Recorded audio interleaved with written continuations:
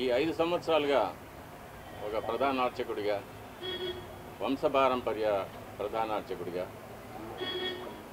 ఆగమ సలహాదారుగా మా పెద్దలు చూపిన ద్రోవలో నేను నడుస్తూ స్వామివారికి ఎటువంటి అసౌకర్యం కలగకుండా ఆరాధనలు జరగడంలో నేను చాలా ప్రత్యేకమైన శ్రద్ధ వహించి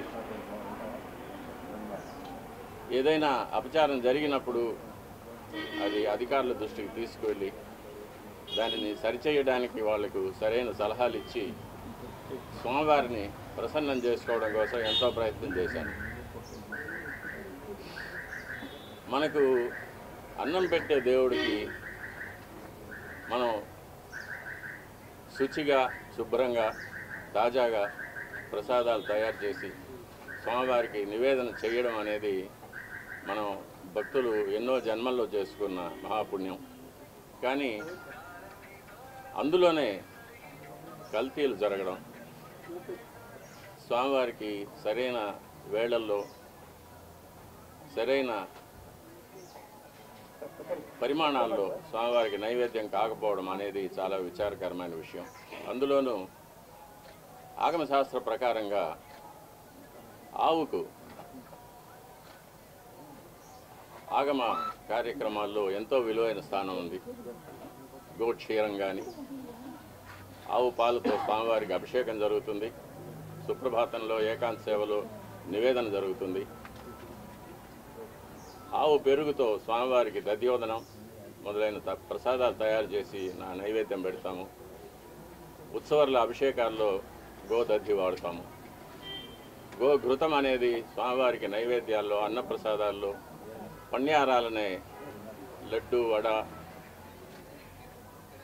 మొదలైన ప్రసాదాల్లో వాడతాము. అలాగే గోమూత్రం కానీ, గోమయం కానీ, యాగశాలను కానీ, ఆలయాన్ని కానీ శుద్ధి చేయడానికి వాడతాము. అటువంటి పవిత్రమైన గోవు యొక్క ఘృతాన్ని కల్తీ చేయడం అనేది అది స్వామివారికి మనకు జీవితాన్ని ఇచ్చే స్వామివారికి ఇటువంటి అపచారం జరగడం అనేది చాలా విచారకరమైన విషయం. ఇవన్నీ చూసే పాపం కూడా మనం చేశామా అనిపిస్తుంది ఒక్కొక్కసారి. దీన్ని ఎన్నోసార్లు అప్పటి ఈఓ గారికి, చైర్మన్ గారికి దృష్టికి తీసుకెళ్ళి ఇలా ప్రసాదాల నాణ్యత సరిగ్గా లేదు, ముందులాగా లేదు, ప్రసాదాల పరిమాణాలు స్వామివారికి సరిగ్గా నివేదన కావడం లేదు, సరైన ఆగమ ఉక్తమైన కాలాల్లో స్వామివారికి నైవేద్యాలు జరగడం లేదని ఎన్నోసార్లు దృష్టికి తీసుకెళ్ళాం. కానీ లాభం లేకపోయింది. దీనికి మరొక కారణం నాది ఒంటరి పోరాటం అయిపోయింది. నాకు ఈ విషయాల్లో సహకరించేదానికి నా తోటి అర్చకులు ఎవరూ కూడా వారి వారి వ్యక్తిగత కారణాల వల్ల ముందుకు రాలేదు. ప్రధాన పరిచారకులైన వాళ్ళు రాలేదు. కాబట్టి ఇది ఈ 5 ఏళ్ళు నిరభ్యంతరంగా ఈ మహాపాపం జరిగిపోయింది. ఒక సైంటిస్ట్గా ఈ నెయ్యి యొక్క పరీక్షల యొక్క ఫలితాలు కూడా నేను చూశాను, ల్యాబ్ రిపోర్ట్స్ చూశాను. ఇందులో కూడా వెజిటబుల్ ఫ్యాటు, అనిమల్ ఫ్యాటు, జంతువుల యొక్క కొవ్వు పదార్థం, స్థావరాల యొక్క, జంగమాల యొక్క కొవ్వు పదార్థాలు కలిసినట్టుగా ల్యాబ్ రిపోర్ట్ను చూశాను. పరిశుద్ధమైన ఆవు పాలతో తయారు చేసిన నెయ్యిలో అది స్థావరమైనా కానీ, జంగమమైనా కానీ కొవ్వు పదార్థాలు కలవడానికి వీలు లేదు. అది ఇంప్యూరిటీస్ కింద లెక్క వస్తుంది. ఇప్పటి ప్రభుత్వం పదవికి రాగానే తిరుమలను ప్రక్షాళన చేస్తామని తిరుమలలోనే ముఖ్యమంత్రి గారు సెలవిచ్చారు. దానికి తగినట్లు ఎన్నో చర్యలు తీసుకున్నారు కూడా. ఇది అనుకోకుండా బయటపడిన విషయం. దీనికి కూడా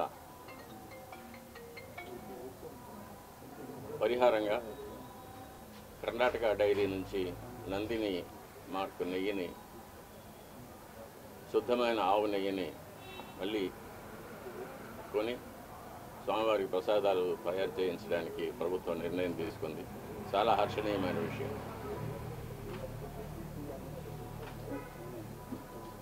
ఈ విషయంలో ముఖ్యమంత్రి గారికి విన్నపం, స్వామివారి మీద విశేషమైన భక్తి ఉన్నవారికి, ఆగమ శాస్త్రం మీద, మన సాంప్రదాయాల మీద గౌరవం ఉన్నవారికి తిరుమలలో సేవ చేయడానికి అవకాశం కల్పించవలసిందిగా కోరుతున్నాను. ఆచార పరమో ధర్మ ధర్మస్య ప్రభు అచ్యుత అని గీతలో కృష్ణ పరమాత్మ చదివించారు. వైఖాన సాగమోక్తంగా జరిగే దేవాలయాలు ఎన్ని ఉన్నా కూడా ప్రతి దేవాలయానికి కొన్ని నిర్దిష్టమైన ఆచార వ్యవహారాలు ఉంటాయి. అటువంటి ఆచారాలు కాపాడడమే పరమధర్మం అనేది గీత ఉపదేశం. మన శ్రీవారి దేవాలయంలో అటువంటి విశేషమైన ఆచారాలు ఎన్నో ఉన్నాయి. అటువంటి ఆచారాలన్నింటినీ కూడా మనం మరి పెద్దలు ఎలా మనకు కాపాడి ఇచ్చారో అదేవిధంగా కాపాడి ముందు తరాల వాళ్ళకు మనం అందజేయాలి. ఈ నెయ్యి కల్తీ మీద సరైన విచారణ జరిపించాలి, చర్యలు తీసుకోవాలి. ఇటువంటి విషయాలు నేను అధికారుల దృష్టికి, చైర్మన్ దృష్టికి తీసుకెళ్ళడం వల్ల నాకు వాళ్ళ వద్ద చెడ్డ పేరు వచ్చింది. అందువల్ల నన్ను చాలా హింసలు పెట్టారు. ఎన్నో చట్టవిరోధమైన ఎన్నో కేసులు నా మీద బనాయించి నన్ను కోర్టుల చుట్టూ తిప్పారు, ఇప్పుడు తిప్పుతున్నారు.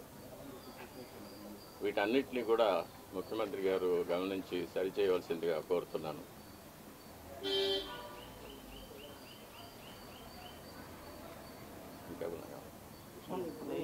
గత ఈవోగా పనిచేసినటువంటి ఎల్వి సుబ్రహ్మణ్యం తిరుమల అపచారం జరిగింది. ఏదైతే ఆ నెయ్యి ట్యాంకర్లు కానీ పోర్టు మొత్తం శుభ్రం చేసి సంప్రోక్షణ చేసి తర్వాత ప్రసాదాలు తయారీ చేయాలని చెప్పారు. వైఖాన సాగమ శాస్త్ర ప్రకారంగా తిరుమలలో అపచారాలు జరిగితే వాటికి ఎన్నో విధాలైన శుద్ధీకరణ కార్యక్రమాలు చెప్పబడి ఉంది. లఘు సంప్రోక్షణాలను కానీ, జల సంప్రోక్షణాలను కానీ,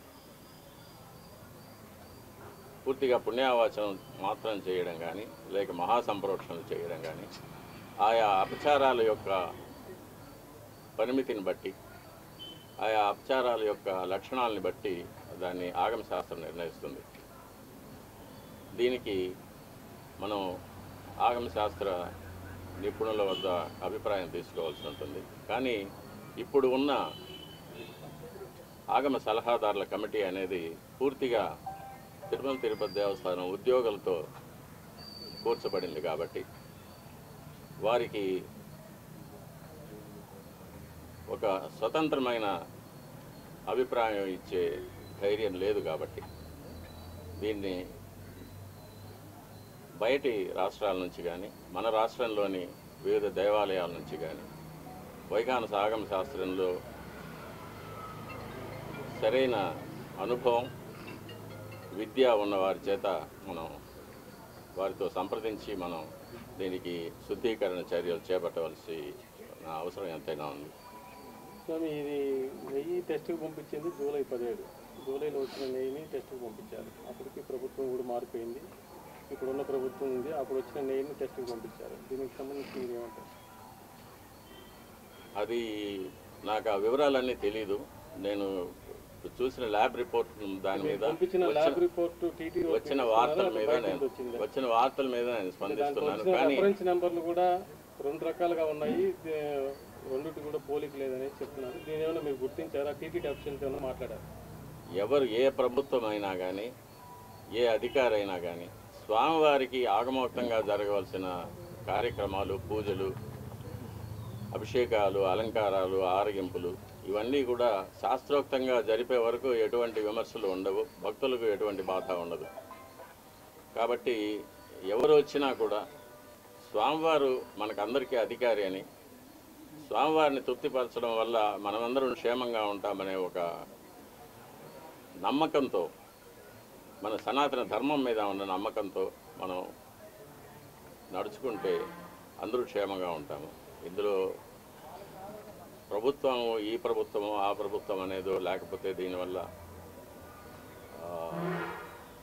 ఎవరు లాభపడతారు ఎవరు నష్టపడతారు అనేది విషయం కాదు. ఇది లౌకికమైన విషయం కాదు, ఇది దైవికమైన విషయం, ఆగమ శాస్త్ర సంబంధమైన విషయం. కాబట్టి ఆ సంబంధంగానే నేను కూడా ఈ విషయంలో నేను మాట్లాడుతున్నాను. స్వామి, గతంలో మీరు స్వామివారికి నివేదనలు సరిగ్గా చేయటం లేదని చెప్పి ఆరోపించారు. ప్లస్ గత 5 ఏళ్ళలో కూడా అధికారులకి పాలక మండలి దృష్టికి కూడా తీసుకెళ్ళాను, అయినా ఇలాంటి చర్యలు తీసుకోలేదన్నారు. ఇప్పుడు ప్రభుత్వం మారాక స్వామివారికి నివేదనలు సక్రమంగా జరుగుతున్నాయి. నేను గత ప్రభుత్వం నా పైన చేసిన కొన్ని కోర్టు కేసుల వల్ల నేను ఆలయానికి దూరంగా ఉండవలసి వచ్చింది. అంటే ప్రధాన అర్చక పదవికి దూరంగా ఉండవలసి వచ్చింది. నేను ప్రధాన అర్చకుడిగా చేయవలసిన నా కార్యక్రమాలు నేను చేయకుండా నన్ను నిలిపివేశారు. కాబట్టి ఇప్పుడు ఎలా జరుగుతున్నది అనేది ఇప్పుడున్న ప్రధాన అర్చకులు ఆగమ సలహాదారులు వాళ్ళు చూసుకోవాల్సిన వాళ్ళ యొక్క కైంకర్యాలు అవి. గతంలో మీ అభ్యంతరాలు ఎవరు పట్టించుకోలేదు స్వామి? ఎన్నోసార్లు ఇది దృష్టికి తీసుకువచ్చాను, ఈఓ గారి దృష్టికి, చైర్మన్ గారి దృష్టికి, కానీ ఎవరు దీన్ని పట్టించుకోలేదు. కాబట్టి అది అలాగే జరుగుతూనే వచ్చింది. దాన్ని చూసి బాధపడటం తప్ప నేను ఇంకేమీ చేయలేకపోయాను. దీనివల్ల నేను చాలా ఇబ్బందులు పడాల్సి వచ్చింది. అయినా పర్వాలేదు, మా స్వామి కోసం నేను ఇది చేస్తున్నాను. మా స్వామి తృప్తిగా నైవేద్యాలు స్వీకరించి ప్రసన్నుడిగా ఉండి భక్తులను అనుగ్రహిస్తే అంతే చాలు. నా ఇబ్బందులు అది నాకు దాని గురించి నాకు ఎటువంటి కష్టం లేదు. గతంలో శ్రీవారి ఆలయం పైన విమానం పోతే రాష్ట్రానికి దేశానికి అపచారం అని చెప్పి మీరు చెప్పారు, పాలకులకు కూడా ఇబ్బంది అన్నారు. ఇప్పుడు శ్రీవారి ఆలయంపై విమానాలు నిత్యకృత్యంగా మారుతుంది. దీనివల్ల కూడా రాష్ట్రంలో ఇప్పుడు విజయవాడలో జరిగిన కొత్త కావచ్చు ఇలాంటివన్నీ సంభవిస్తుంది అనుకుంటారు. ఇది నా పరిధిలో ఏదైనా అపచారం జరిగినప్పుడు దాన్ని అధికారుల దృష్టికి తీసుకువెళ్ళడం ఒక్కటే ఒక అర్చకుడిగా ఒక భక్తుడిగా నా కర్తవ్యం. అది దాని మీద చర్యలు తీసుకోవాల్సింది దానికి సంబంధించిన అధికారులు కానీ ప్రభుత్వాలు కానీ వారి యొక్క కర్తవ్యాలు అవి. దాని గురించి నేనేమి చెప్పలేను. మీరు కోర్టులో కూడా తవ్వకాలు జరిగాయని కూడా చెప్పారు సార్, దాని మీద ఏమన్నా? ఇప్పుడు కోర్టులో సమాచారం లేకుండానే తవ్వకాలు జరిగాయనేసి గతంలో కూడా మీరు చెప్పారు. పింక్ డైమండ్ కూడా ఒకటి కనిపించలేదని చెప్పారు. వీటికి సంబంధించి ఇప్పటివరకు మీరు దాని మీద ఏమన్నా ఇప్పుడు మీరు కైంకర్యాల్లో లోపాలు జరిగినాయి అంటున్నారు కదా, ఎటువంటి కైంకర్యాల్లో ఏ లోపాలు జరిగినాయి స్వామి? చెప్పాను కదా, ఇదే ప్రసాదాల్లో కల్తీ జరగడం అనేది ఒకటి. అది ప్రసాదాలు తిన్నప్పుడు కానీ ప్రసాదాలు చూసినప్పుడు కానీ అది ప్రతి భక్తుడికి అర్థమైపోతుంది. ఇందులో ముందు ఉన్న సువాసన లేదు, రుచి లేదు, పవిత్రత లేదనేది. అలాగే అన్నప్రసాదాల్లో కూడా ఈ కల్తీ నెయ్యి వాడి పొంగలు, చక్కెర పొంగలి, సీర మొదలైన వాటిలో కూడా ఇది కలిపి ఉన్నారు. ఇది స్వామివారికి మా చేతులతోనే నైవేద్యం చేయవలసిన దురదృష్టం కూడా మాకు ఏర్పడింది. అది కాకుండా నైవేద్యాలు జరగడానికి స్వామివారికి ఏ ఏ వేళల్లో నైవేద్యాలు చేయాలనేది ఆగమ శాస్త్రం నిర్ణయిస్తుంది. దాని ప్రకారం కూడా ఒక్కొక్కసారి జరగడం లేదు. నైవేద్యం చేయవలసిన సమయాన్ని కూడా కుంచించి 10 నిమిషాల్లో అయిపోవాలి, 15 నిమిషాల్లో అయిపోవాలి అనేది అర్చకుల మీద ఒక ప్రెషర్ పెట్టడం, త్వరగా ముగించమని చెప్పి వాళ్ళని తరమడం, ఇవన్నీ కూడా జరుగుతూ ఉన్నాయి. ఇవన్నీ కూడా స్వామివారికి జరిగే అపచారాల కిందకే వస్తాయి. సేవల్లో ఏమన్నా లోపాలు గుర్తించారా స్వామి? స్వామివారు చేసేటువంటి సేవల్లో నేనున్నంత వరకు ఎటువంటి లోపాలు లేకుండానే చూసుకున్నాను. ఏదైనా అపచారాలు ఉంటే నేను అధికారుల దృష్టికి తీసుకువెళ్ళాను. ఇప్పుడు ఎలా జరుగుతుందో నాకు తెలియదు. నాణ్యతలోనేనా స్వామి, పరిమాణాల్లో కూడా ఏమైనా తేడా గుర్తించారా మీరు?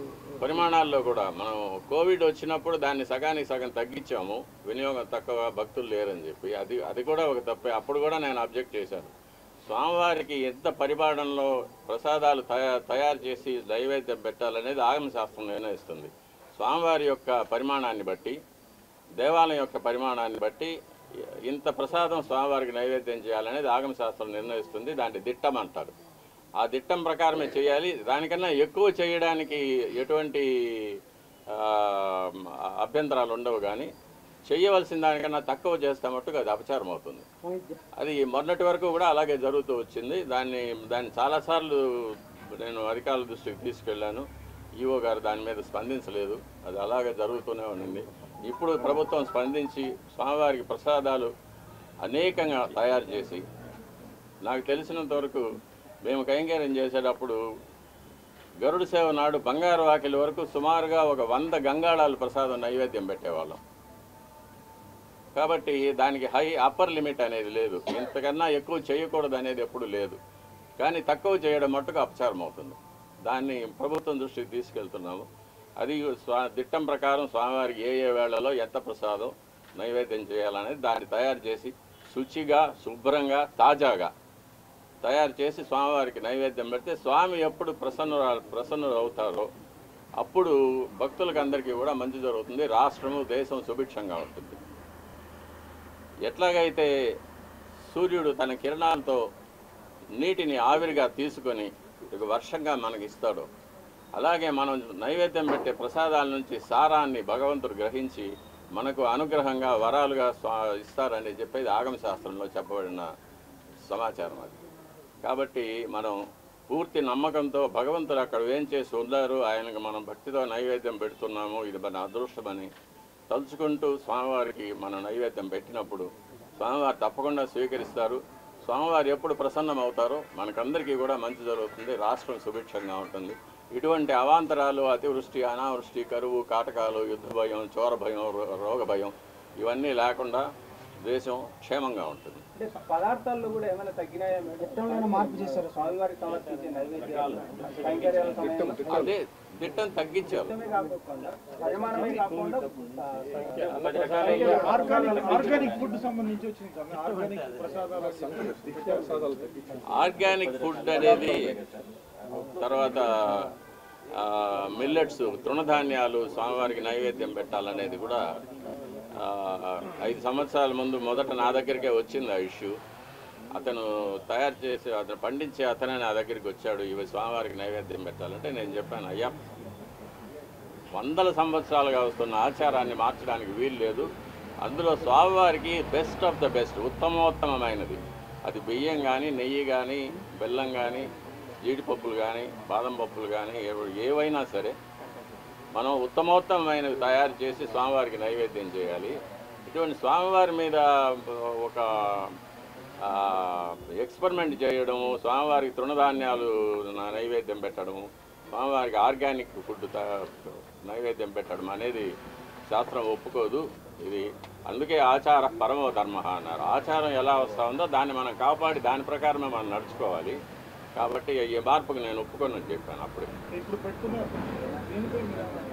అది కూడా మార్చాలి. అది కూడా మార్చి ముందు ఎలా జరుగుతూ ఉండేదో, 5 ఏళ్ల ముందు ఎలా జరుగుతూ ఉండేదో అలాగే ఆ పద్ధతికే తీసుకురావాలి. అంటే ఇప్పుడు లడ్డుకుని ఆ నెయ్యి వాడారు, స్వామివారి అన్నప్రసాదం కూడా అదే నెయ్యి వాడారా? అదే నెయ్యి వాడారు. స్వామి ఒక నిమిషము, ఎప్పుడు అంటే సీఎం గారిని కలుస్తారా? అంటే గతంలో మీరు స్వామికి సంబంధించి పోరాటాలు చేశారు, ఇబ్బందులు పడ్డారని మీరే చెప్తున్నారు. ముఖ్యమంత్రి గారిని కలిసి, ఎందుకంటే ఆయనకు మీకు గతంలో మంచి సంబంధాలు ఉన్నాయి, నేరుగా కలిసి ఎప్పుడైనా సరే జరిగిన పరిస్థితులు, జరుగుతున్న పరిణామాలు, లేదంటే మీరు అధికారులకు ఏదైనా సరే ఫీడ్బ్యాక్ ఇవ్వడం, ఇవన్నీ మీరు ఎట్లా చేయబోతున్నారు? ఏంటి ఈ పోరాటం? తప్పకుండా నేను ఇప్పటి అధికారులు కలిశాను, ఈఓ గారిని, అడిషనల్ ఈఓ గారిని కలిసి చెప్పాను, నాకు 50 ఏళ్ళ అనుభవం ఉంది, నేను వంశపారంపర్య అర్చకుడిని, నేను మా తండ్రి గారు, తాతగారు కైంకర్యాలు చేసినప్పటి నుంచి చూస్తూ వచ్చాను. నాకు ఏది చేయొచ్చు, ఏది చేయకూడదు, ఎంతవరకు చేయొచ్చు అనేది నాకు బాగా అనుభవం ఉంది. కాబట్టి నాకు అవకాశం ఇస్తే ఈ పాడైపోయిన అర్చక వ్యవస్థని, ఆలయ వ్యవస్థని రెండింటినీ కూడా నేను పాత పద్ధతికి నేను తీసుకురాగలనని చెప్పాను. ముఖ్యమంత్రి గారిని కూడా కలవడానికి ప్రయత్నం చేస్తున్నాను.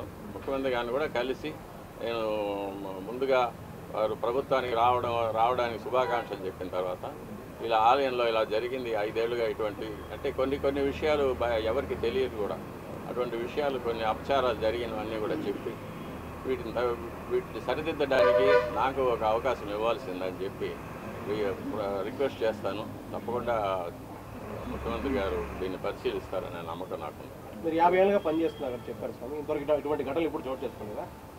ఎప్పుడూ లేదు. ఎప్పుడు స్వామివారి ప్రసాదాల్లో కల్తీ జరగడం అనేది ఇంతవరకు నాకు తెలిసి ఎప్పుడు ఈ 50 ఏళ్ళ అనుభవంలో ఎప్పుడు జరగలేదు. ఎప్పుడైనా కూడా నేను చిన్నప్పుడు కూడా తిరుమలకి వస్తే స్వామివారి దేవాలయం చుట్టూ నెయ్యి గమగమలు ఎప్పుడు ఉండేది. నెయ్యి చేతితో తీసుకుంటే నెయ్యి అలా కారిపోతూ ఉండేది చేతి నుంచి. అంత రుచిగా అమృతం లాగా ఉండేది ప్రసాదాలు కానీ పణ్యారాలు కానీ. సమృద్ధిగా భక్తులకు అందరికీ సమృద్ధిగా ప్రసాదాలు పంచేవాళ్ళం. ఇప్పుడు అది కూడా లేదు. ఉదయం ఒక గంట సేపు అన్నప్రసాదాలు వస్తాయి, తర్వాత లడ్లో ఏదో పంచేస్తూ ఉన్నారు. అన్నప్రసాదాలు భక్తులకి అందరికీ కూడా చేరడం లేదు. కాబట్టి అన్నప్రసాదాలు సమృద్ధిగా తయారు చేసి స్వామివారికి నైవేద్యం చేసి భక్తులందరికీ కూడా రోజంతా కూడా స్వామివారి అన్నప్రసాదాలు చేరేటట్టుగా మనం. ఇప్పుడు మీరు నూతన ఇవ్వు అడిషనల్ ఇవ్వని కలిశానన్నారు కదా, వాళ్ళ దృష్టికి తీసుకెళ్లారా? ఈ అన్నప్రసాదాలు దిట్టాన్ని పెంచాలా, భక్తులందరూ కూడా పంపించారా?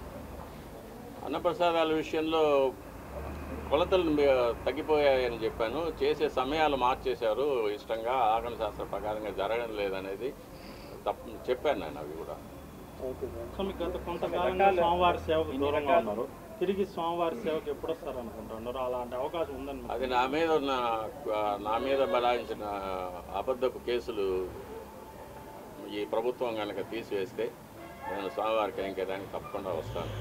నన్ను ఈ వయసులో బాధ పెట్టడం అనేది వాళ్ళకి కూడా క్షేమం కాదు ఆ ప్రభుత్వానికి. ఈ ప్రభుత్వం ముఖ్యమంత్రి గారు చెప్పారు, ఆ ప్రభుత్వంలో బనాయించిన తప్పుడు కేసులన్నింటినీ కూడా నేను తీసివేసి అందరికీ రిలీఫ్ కలిగిస్తాననేది. అందులో భాగంగా నాకు కూడా ఒక విముక్తి కలుగుతుందని నేను నమ్ముతున్నాను. అంటే ఇట్లా బహిరంగంగా చేయడం ద్వారా ఏదో అంతర్గతంగా విచారం చేసి జరుగుతున్న లోపాలను సరిచేయకుండా బహిరంగపరచడం ద్వారా స్వామివారి మీద ఉన్న భక్తి, అదేవిధంగా విషయాలు సన్నగిల్లేందుకు కానీ లేకపోతే హిందూ భావాలు దెబ్బతీసేందుకు కానీ అవకాశం లేదనిపిస్తుంది. అంటే నేను అధికారుల దృష్టికి తీసుకుపోవడం వరకే నా బాధ్యత. అది దాని మీద చర్యలు తీసుకోవడము, ఎటువంటి చర్యలు తీసుకోవాలనేది వాళ్ళు నిర్ణయించుకుంటారు. వాళ్ళ కారణాలు నాకు సంబంధం లేదు. నాకు మా స్వామివారి తృప్తిగా జరగాలి, స్వామివారి సంతోషంగా ఉండాలి, అందువల్ల భక్తులందరూ కూడా అనుగ్రహించబడాలి. అదొక్కటే నా దృష్టి. మిగతా వాటిని గురించి నాకు సంబంధం. కానీ నెయ్యి విషయంలో గత పాలక మండలికి కానీ అధికారులకు కానీ తెలిసే ఇటువంటి పనులు చేశారని మరి వాళ్ళకి తెలిసే అన్నీ జరుగుతున్నాయి. ఎందుకంటే నెయ్యి అనేది చాలా పెద్ద పరిమాణంలో, చాలా పెద్ద కొలతల్లో మనం పర్చేస్ చేయాల్సి వస్తుంది. చాలా పెద్ద విషయం, కొన్ని కోట్ల రూపాయల విషయం కాబట్టి అందరి దృష్టి, అధికారుల దృష్టికి తెలిసే ఇది జరిగి ఉంటుంది. ఎలాంటి నెయ్యి తీసుకోవాలనేది ఇక్కడ అధికారులు నిర్ణయిస్తారు, వాళ్ళే నిర్ణయిస్తారు. ఆ వెలలు పట్టీలు చూసో కొటేషన్లు చూసో వాళ్ళు నిర్ణయించి వాళ్ళు దాని పూర్వాపరాలు తెలుసుకొని వాళ్ళు నిర్ణయిస్తారు. కాబట్టి బాధ్యత అంతా వాళ్ళదే. ఇక్కడ టీపీవీలో కూడా వచ్చిన ప్రతి దాన్ని కూడా టెస్ట్ చేసే ల్యాబ్ ఉంది, దాంట్లో చెక్ చేసిన తర్వాతే ఇవన్నీ కూడా తీసుకుంటారు. లేదంటే రిటర్న్ పంపించే ఆచారం ఎప్పటి నుంచో ఉంది. అంటే గత ప్రభుత్వం కానీ అంతకుముందు ప్రభుత్వాలు కానీ ఇవేం పట్టించుకోకుండా వచ్చినవన్నీ తీసుకుంటున్నారు. ఏమో ఆ శాంపుల్స్లో కూడా ఏదైనా గోల్మాల్ జరిగి ఉండొచ్చు. పరీక్షకు వచ్చే నెయ్యి మంచి నెయ్యి పంపించి యాక్చువల్గా సప్లై చేసే నెయ్యి వేరే క్వాలిటీ పంపించి ఉండొచ్చు కదా. అంత అధికారుల పరిధిలోనే జరుగుతాయి. ఇప్పుడు ల్యాబ్ ఉండదు, ల్యాబ్ కిందకే పెట్టి పరీక్షిస్తే సరిపోతుంది. ఇక్కడికి టన్నులు కొద్ది లారీలు వస్తుంటే అన్నింటినీ ఇక్కడ పరీక్ష చేయడానికి ఉండదు. ల్యాబ్ని కిందకి దించి ఇబ్బంది ఏమైనా ఉంటుందా స్వామి? ఒకటి దీనికి అన్నిటికీ కూడా మళ్ళీ మనం వెనక్కి వెళ్లాల్సి వస్తుంది. చిత్తశుద్ధి అనేది ఉండాలి. నిజమైన భక్తులు అధికారులుగా ఉండి అన్ని చోట్ల స్వామివారి భక్తులుగా ఉండి స్వామివారికి బాగా కైంకర్యాలు జరగాలని, నైవేద్యాలు జరగాలనే ఒక మంచి సామాజిక దృష్టి ఉంటే ఇటువంటి తప్పులు జరగడానికి వీలుండదు. మనం ప్రతి ఒక బాధ అన్నానికి ఒక మెతుకు పదం, ఒక మెతుకు పట్టి చూస్తే అన్నం సరిగ్గా ఉందా లేదా తెలిసిపోతుంది కదా.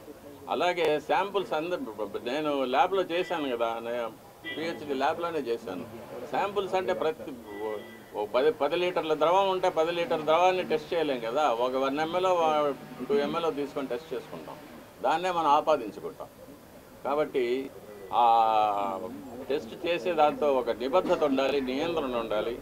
అధికారులకు ఒక సామాజిక దృష్టి, ఒక ఆధ్యాత్మిక చింతన, ఒక సనాతన ధర్మం మీద ఒక నమ్మకం, దేవుడి మీద ఒక నమ్మకం, స్వామివారికి అన్నీ బాగా జరిపించాలి. ఆయన మనకు జీతం ఇచ్చి, మనకు ఇల్లు బంగళాలు ఇచ్చి, కార్లు ఇచ్చి మనల్ని ఉద్యోగానికి పెట్టుకున్నాడు. కాబట్టి దానికి న్యాయం చేయాలి, మనం స్వామివారికి మంచి చేయాలనే దృష్టి ఉండాలి. అది ఉంటే ఇవంతా జరిగేది కాదు కదా.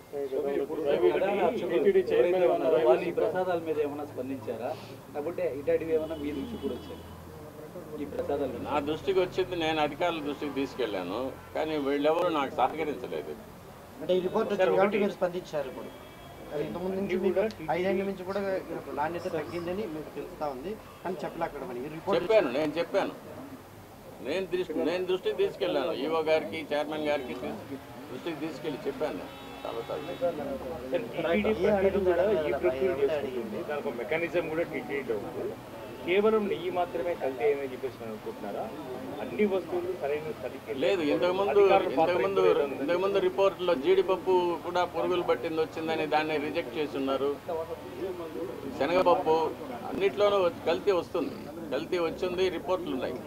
ఈ 5 yearsలో ఘీ పర్చేజ్ చేసినటువంటి టీటీడీ ప్రతి ట్యాంకర్ని కూడా క్షుణ్ణంగానే ల్యాబ్ రిపోర్ట్ తీసుకుంటుంది, ఆ తర్వాతనే అలౌ చేస్తుంది.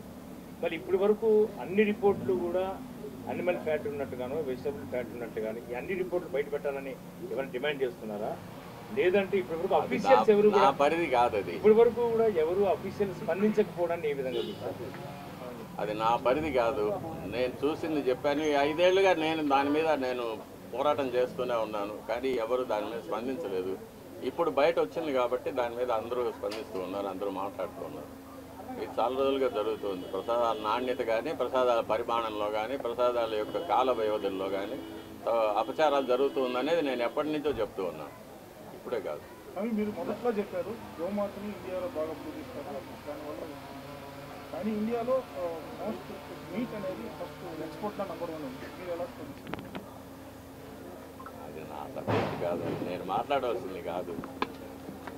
నాకు కావాల్సింది మా స్వామివారు, మా వైకాంత ఆగమం, మా స్వామివారి సంతోషం, భక్తుల యొక్క సంతోషం.